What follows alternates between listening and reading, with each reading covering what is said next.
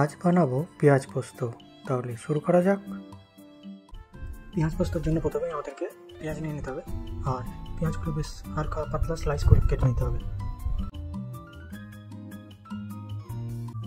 এবার একটু পোস্ত নিয়ে নিতে হবে, আর সেই পোস্তটা মিক্সিতে পেস্ট করে নিতে হবে।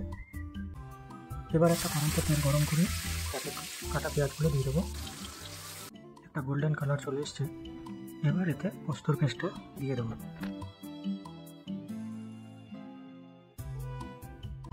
পরিমাণ মতো নুন আর সামান্য একটুখানি হলুদ দিয়ে দেবো।